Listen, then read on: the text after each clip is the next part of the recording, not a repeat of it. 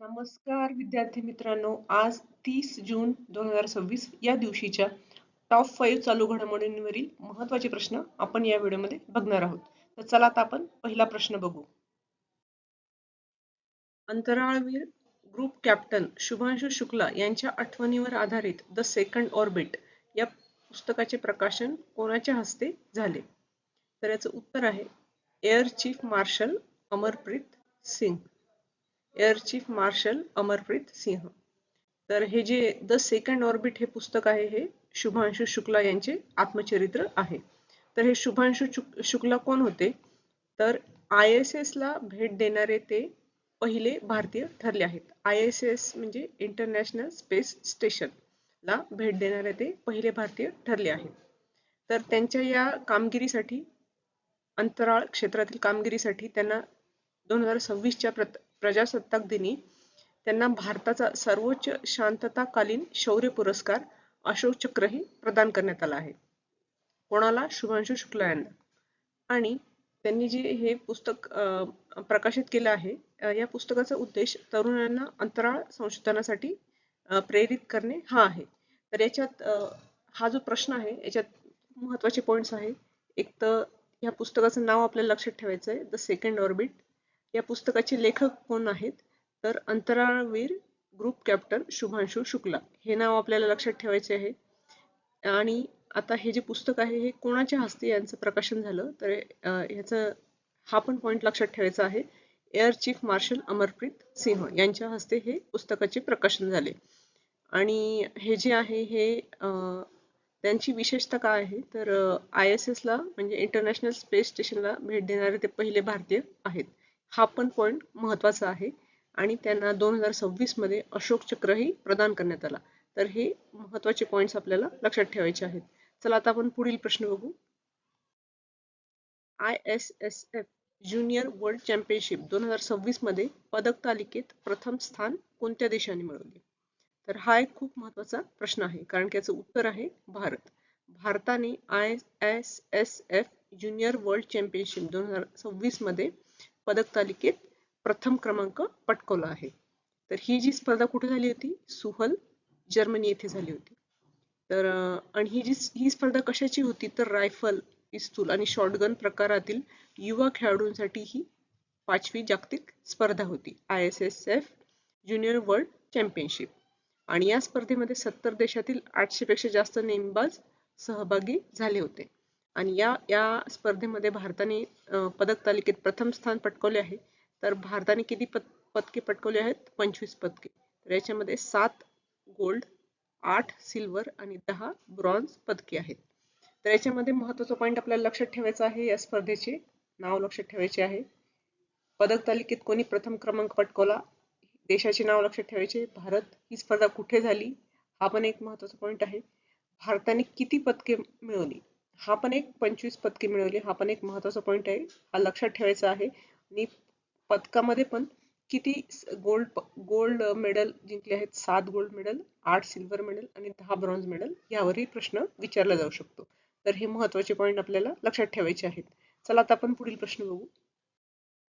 2026 मधील international meteorological organisation पुरस्कारासाठी कोणाची निवड झाली आहे?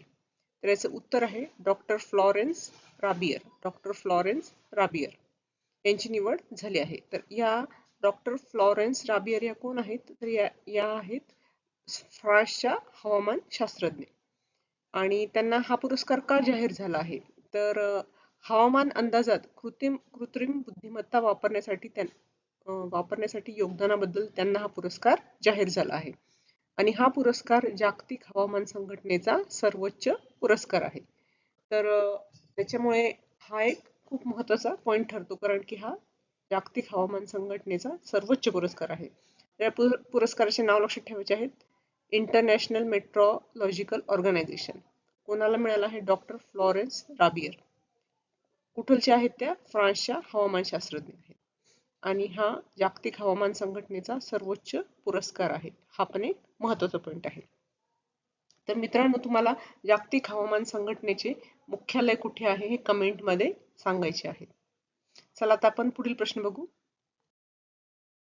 सस्टेनेबिलिटी इम्पॅक्ट रेटिंग 2026 मध्ये SDG 5 साठी म्हणजेच जेंडर इक्वॅलिटीसाठी जगात प्रथम क्रमांक कोणी पटकावला आहे, कोणी मिळवला आहे? तर याचं उत्तर आहे Manipal academy for higher education. तर ह्या भारतातील संस्थेला हा प्रथम क्रमांक मिळाला आहे. तर याच्याविषयी आपण अधिक माहिती बघू. तर द टाइम्स हायर एज्युकेशनने हा अहवाल प्रसिद्ध केला आहे. तर MAH म्हणजे मणिपाल अकॅडमी फॉर हायर एज्युकेशनने लिंग समानता म्हणजेच जेंडर इक्वॅलिटी या विषयात जगात प्रथम स्थान पटकवले आहे. तर SDG आधारित विद्यापीठांची प्रगती मोजणारे हे एकमेव मानांकन आहे. म्हणजे टाइम्स हायर एज्युकेशनने हा जो सस्टेनेबिलिटी इम्पॅक्ट रेटिंग हे जे सुरू केले आहे, हे विद्यापीठांची SDG आधारित प्रगती मोजणारे हे एकमेव मानांकन आहे. तर आणि याच्यामध्ये एकूण क्रमवारीत मँचेस्टर युनिव्हर्सिटी प्रथम क्रमांकावर आहे. तर याच्यामध्ये आपल्याला महत्त्वाचा पॉईंट लक्षात ठेवायचा आहे, ह्या रेटिंगचं नाव. याच्यामध्ये जेंडर इक्वॅलिटीसाठी या मणिपाल अकॅडमी फॉर हायर एज्युकेशनने प्रथम क्रमांक मिळवला आहे. या कॅटेगरी अंतर्गत सस्टेनेबिलिटी इम्पॅक्ट रेटिंगच्या जेंडर इक्वॅलिटी या कॅटेगरी अंतर्गत मणिपाल अकॅडमी फॉर हायर एज्युकेशनने प्रथम क्रमांक पटकावला आहे. तर टाइम्स हायर एज्युकेशनने हा अहवाल प्रसिद्ध केला आहे. तर हे 3 पॉईंट आपल्याला लक्षात ठेवायचे आहेत. चला आता आपण पुढील प्रश्न बघू. जून 2026 मध्ये अणुऊर्जेवर आधारित जगातील पहिल्या हायड्रोजन उत्पादन केंद्राचे उद्घाटन कोठे करण्यात आले? तर याचं उत्तर आहे कल्पकम तामिळनाडू. तर अणुऊर्जेवर आधारित जगातील पहिल्या हायड्रोजन उत्पादन केंद्र हे जे आहे जगातील पहिलं आहे, त्यामुळे हा महत्त्वाचा प्रश्न ठरतो. तर तामिळनाडूतील इंदिरा गांधी अणुसंशोधन केंद्र येथे हे उभारण्यात आले आहे. तर अणुऊर्जेवर आधारित चालणारे हे जगातील पहिले हायड्रोजन उत्पादन केंद्र आहे. तर ह्यामुळे हा एक महत्त्वाचा प्रश्न ठरतो.